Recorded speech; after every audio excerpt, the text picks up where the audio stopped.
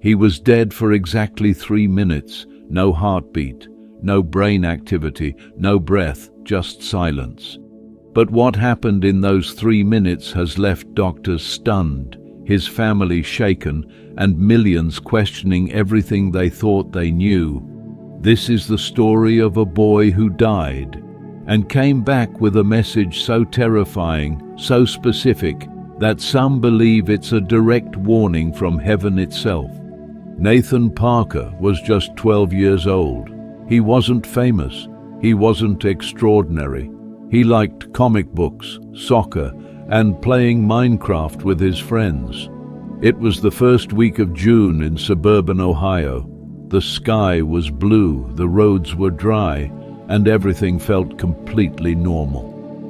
That afternoon, Nathan was riding his bike home from soccer practice, humming the theme song to some goofy show he'd been watching. He waved to a neighbor, then pedaled through the crosswalk at Green Hill and Lakeside, a spot he'd passed 100 times. What he didn't see was the dark blue SUV barreling down the street at nearly 50 miles an hour, driven by a man who was texting and didn't even hit the brakes. Witnesses say the impact sounded like a cannon blast. Nathan's bike was crushed underneath the tires, his body thrown nearly 20 feet across the pavement. One witness, a nurse who happened to be nearby, rushed over.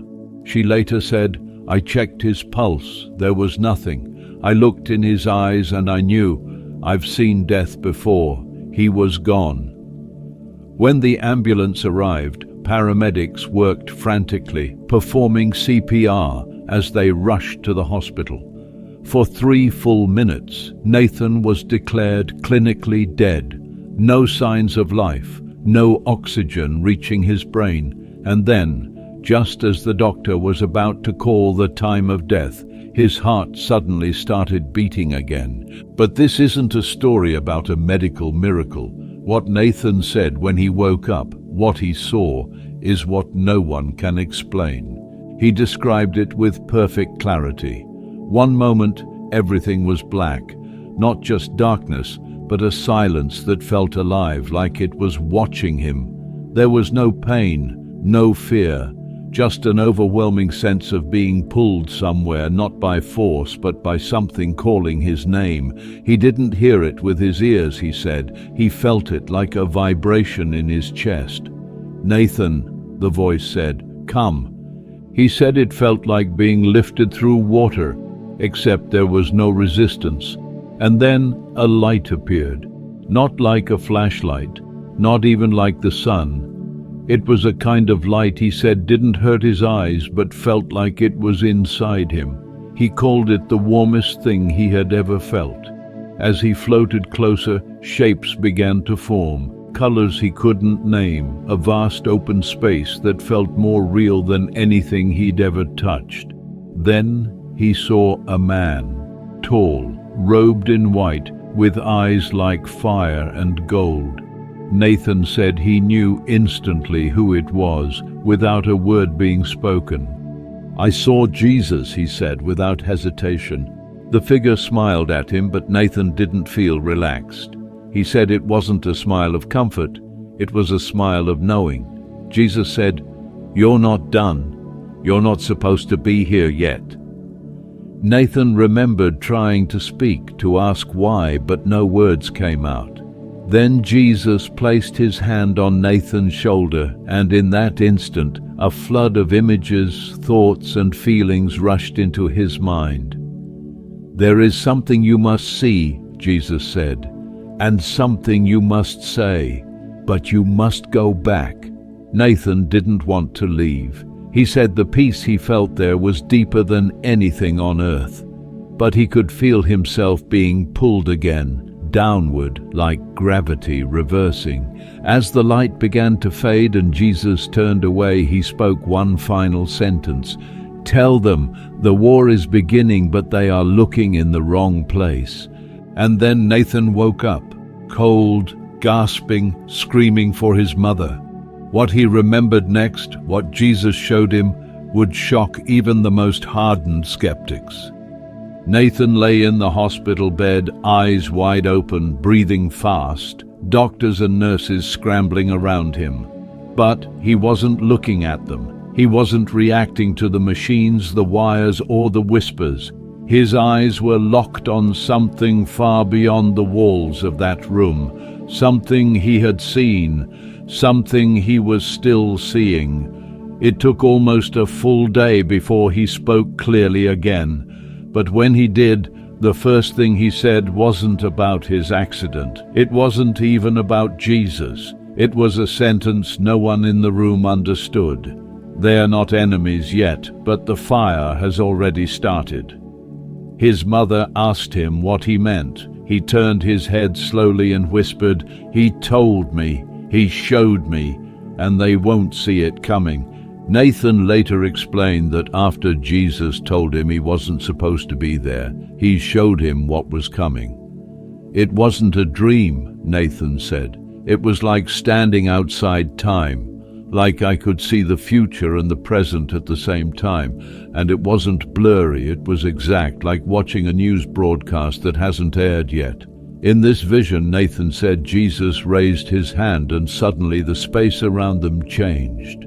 No longer floating in light, Nathan now stood in what looked like a vast desert with two massive towers in the distance. They shimmered with an unnatural glow, pulsing with power. One was made of glass and steel, glowing in red and gold. Carved into the side of it was a face, Donald Trump's. The other tower was more modern, sleek and silver, with circuits and rockets crawling up its structure like vines. That tower bore the name of Elon Musk. Nathan didn't understand at first. Why these men? Why not wars, famines, disasters? He asked, and Jesus answered, "Because the world will follow power before it follows truth, and both men will be tested, not by their enemies, but by their own reflection." Nathan said the towers began to shake. A crack appeared at the base of each one, not from an outside force, but from deep within. "This is pride," Jesus said, "and it always starts from within." Flames burst up between the towers, rising fast, not consuming them, but dividing them, separating them like magnets forced apart. "They once stood together," Jesus continued, "bound by purpose. But now purpose has been replaced by position, unity has been replaced by ego, and the cost will be great." Nathan saw headlines appear in the sky like floating glass, real ones. He said he read them clearly. Trump ends ties with Musk. Musk criticizes Trump's spending bill. Musk implies Trump's involvement with Epstein. Nathan said these weren't random, weren't political drama. They were markers, signs of the fracture that had already begun. "The world thinks this is about politics," Jesus told him, "but this is a spiritual deception. The world will watch the surface and miss the war beneath it." Nathan saw the American flag ripple and change, not tear, not burn, but distort. Like something beneath it was bending it out of shape. He saw faces, millions of them, watching screens, scrolling, reposting, arguing, shouting, all while something ancient moved underneath, unnoticed. "They will not see the real war," Jesus said, "because they are too entertained by the performance." The towers kept growing higher, rising into the clouds. Nathan said they looked unstoppable, majestic even. But then Jesus pointed to the ground beneath them, and Nathan saw that the foundation wasn't stone or steel, it was glass, and it was already cracking. He didn't know the full story of Musk and Trump when he woke up. He didn't know about the Epstein accusations, or the social media explosions, or the fact that Trump had declared the relationship over in front of cameras. But every image he described matched what had just unfolded in the real world.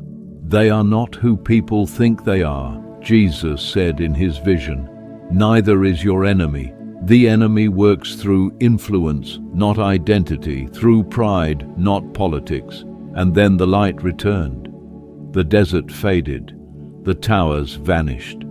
But Nathan was left with one haunting image burned into his mind: a giant clock, its hands spinning faster and faster, as a voice whispered, "Time is not waiting for them to wake up." Nathan didn't speak to anyone for almost a full day after telling his parents what he saw. He just stared out the hospital window, silent, still, not blinking for long stretches of time. Nurses thought he was traumatized. Doctors assumed he was in shock.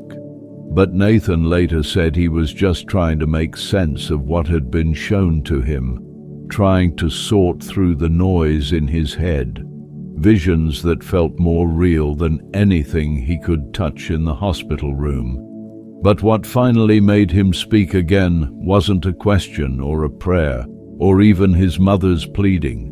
It was a headline on the hospital room TV, a breaking news alert. "Trump, my relationship with Elon Musk is over." Nathan looked at the screen and whispered, "It's starting."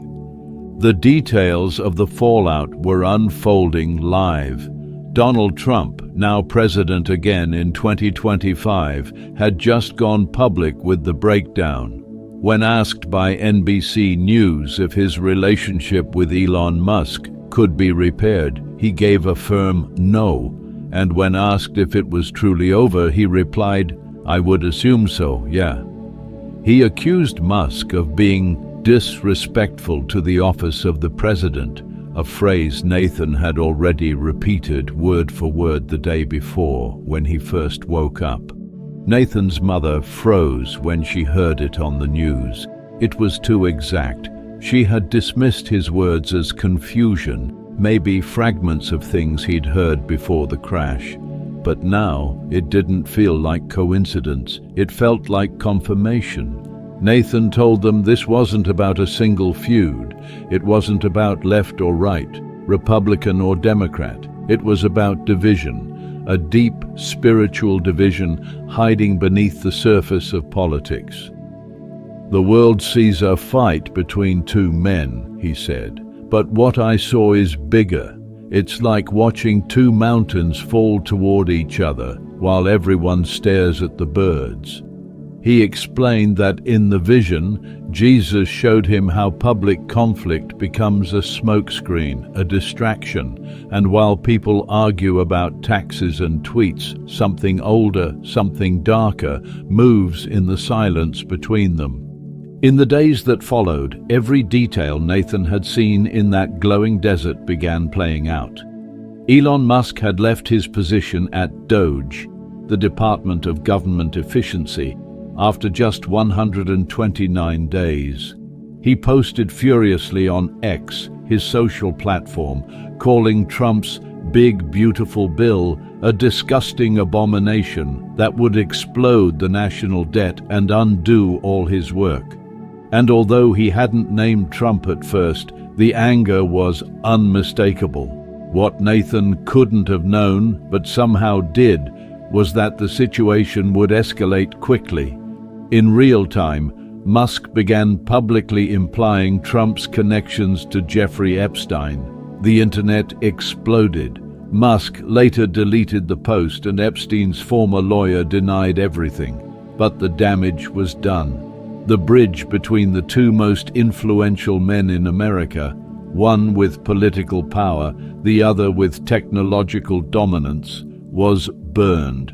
Nathan told his parents that Jesus had shown him the danger wasn't just in their division, but in how people would respond to it. "People will choose sides," he said, "not based on truth, but based on emotion. They won't care what's real, they'll care who they like better, and that's when things get dangerous." He said Jesus showed him crowds with blindfolds on, waving flags and shouting, all while a serpent slithered beneath their feet unnoticed. In the vision, he saw political rallies, news anchors, influencers, and millions of ordinary people caught up in an emotional storm, pointing fingers, blaming each other, demanding justice, revenge, validation. They think they're fighting for truth, Jesus had told him, but they're just feeding the fire.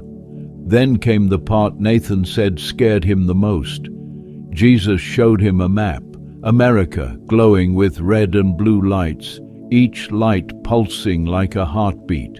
Then the map began to dim, not all at once, slowly, almost imperceptibly. It's like the lights were going out, Nathan said. Not from war, not from bombs, from inside. Like people were giving up, turning cold, like hope was being drained out of them. Nathan said the fight between Trump and Musk wasn't just a feud, it was a trigger, a chain reaction, and once it began, there would be no easy way to stop it. The final image he saw in this part of the vision was of a massive screen, like a stadium jumbotron, displaying two names, Trump and Musk, and beneath each name millions of tally marks, like votes or points in a game. The crowd was cheering, screaming, fighting over which side would win. But Jesus wasn't looking at the screen. He was looking at the people, and his face was full of sorrow. "They've forgotten who they are," he said, "and they've forgotten who I am." Nathan's voice had changed, not just in tone but in weight. The way he spoke, it didn't sound like a 12-year-old anymore. It was steady, deliberate, and strangely calm, as if he was delivering something memorized, something implanted deep into his memory with perfect clarity. He told his parents that Jesus gave him a message to deliver, not a prediction, not a warning like you'd see in a movie, but a message, a directive. "Tell the world," he said, "that this fight is not just political, it is spiritual. One man wields wealth with rebellion, the other wields influence with pride. Both forget humility, and the world will pay if they do not turn back." His mother didn't know what to say. She tried to explain it away. Maybe it was symbolic, maybe it was the trauma, maybe he was just processing what he'd seen on the news. But Nathan insisted. He didn't just hear those words, he saw them written across the sky, he said, in letters of fire appearing the moment Jesus touched his forehead. He didn't say Elon or Trump by name in the message, but Nathan said the images in his mind were unmistakable. He saw Elon Musk pacing inside a massive server room, surrounded by glowing data streams, his face clenched in frustration as headlines exploded around him. He saw Donald Trump standing behind a podium with a crown of thorns not on his head, but clenched in his fist, crushed, as though he believed he had risen above suffering. "They don't see it," Jesus told Nathan.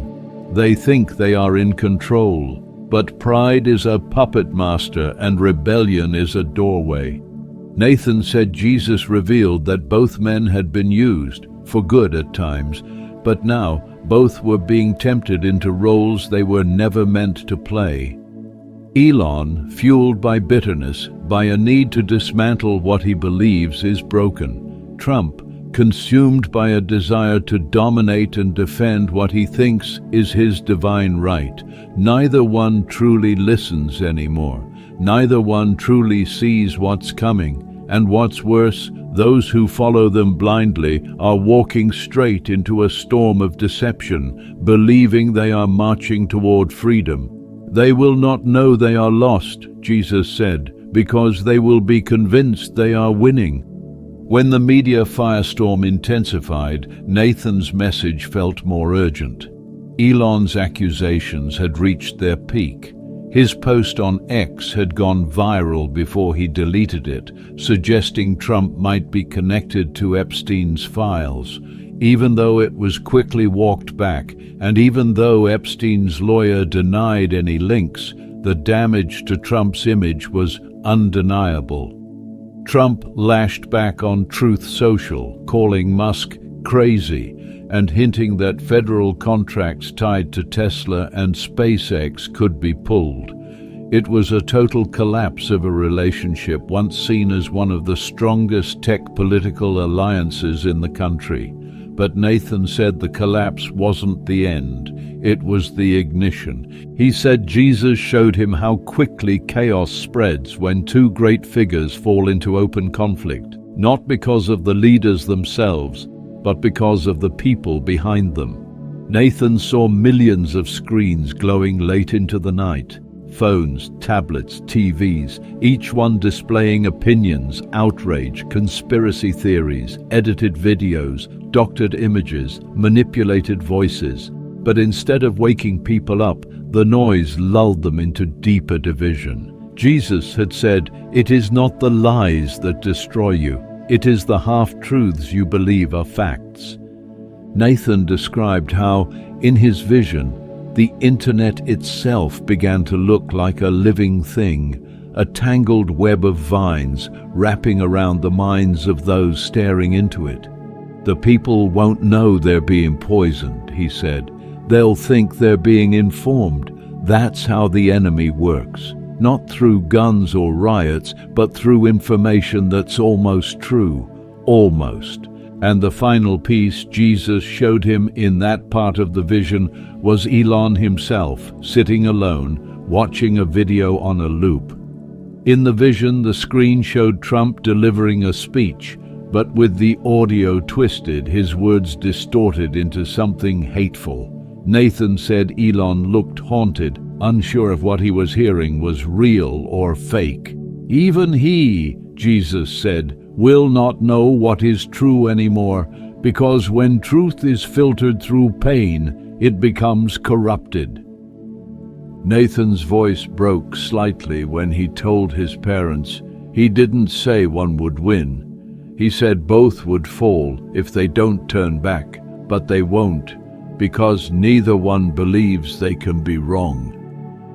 Nathan's eyes darkened when he began to speak about the last part of his vision. He said it was the part Jesus didn't show him right away, like it was being withheld until he was ready to understand. "I thought the towers were the end," he said. "The fire between them, the division, but that wasn't the end. That was just the spark." He described how the vision began to shift, how the desert and the towers faded, replaced by something far more terrifying, still and silent at first, almost empty, a gray sky, a motionless earth. It was like time had stopped. Then, in the distance, Nathan said he saw the same clock from earlier, its hands spinning even faster than before, almost violently. The ticking grew louder, but no one else seemed to hear it. Crowds of people were moving, arguing, protesting, laughing, watching content on screens, as if the countdown didn't matter, as if the clock didn't exist. Jesus stood beside him, no longer speaking in riddles. His tone had shifted. It was not angry. It was mournful. "Time is short," he said. "The ones with the power to change the course are too consumed by themselves. The ones with eyes to see are too afraid to speak, and the ones who follow are too distracted to notice the cliff ahead." Nathan said he stretched out his hand and pointed to the world, and what Nathan saw next was worse than fire, worse than collapse. It was apathy, a slow spreading cold. He saw communities that used to care for each other now isolating, not out of hatred, but out of exhaustion. People so worn down by information, conflict, and noise that they had stopped trying to tell truth from lies. They just picked a side and stuck with it no matter what. It wasn't a civil war. It was a slow unraveling, a breaking of spirit. They will not explode, Jesus said. They will fade. Then Nathan said he saw a single word stretch across the sky like smoke. Consequences, not punishment, not wrath, but consequences, like a mirror held up to humanity's own face. They think the world bends around their leaders, Jesus said, but the leaders reflect the people, and what the people worship will shape what they become. Nathan saw Trump in a room surrounded by mirrors, each one reflecting a different version of himself. The savior, the fighter, the king, the victim. But not one reflection was the real man. And he couldn't see that. He kept talking to them, shouting, asking which one he should be, but none of them answered.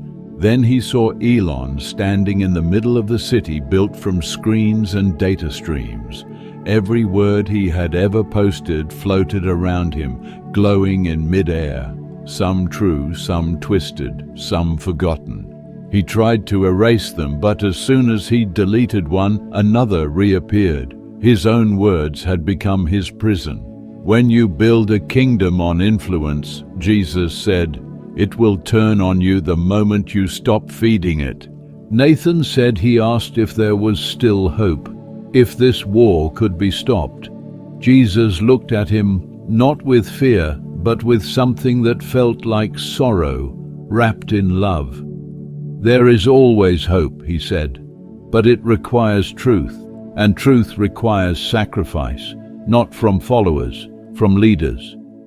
Then he knelt beside Nathan and whispered, you must tell them, even if they laugh, even if they silence you, because the storm is coming and they are not ready. And then came the final moment, the moment Nathan woke up. But just before he did, the vision ended with a sound, not a trumpet, not thunder. It was the sound of silence being shattered, as if the entire world had been holding its breath, and suddenly it all exhaled at once, a great release. Nathan said he gasped awake at that exact moment, as though something had thrown him back into his body. His heart restarted, his lungs filled, and the doctors called it a miracle. But Nathan doesn't call it that. He calls it an assignment. He believes he was sent back not just to tell a story, but to deliver a message, a warning, that the conflict between Trump and Musk is not just another headline. It is the beginning of something deeper, a test for them, for us, for a world being pulled toward pride and rebellion disguised as strength and truth. Nathan doesn't care if people believe him. He's not trying to prove anything. He just keeps repeating the same words over and over whenever someone asks him why this happened. Because Jesus said the war is already here, but most of the world is watching the wrong battlefield.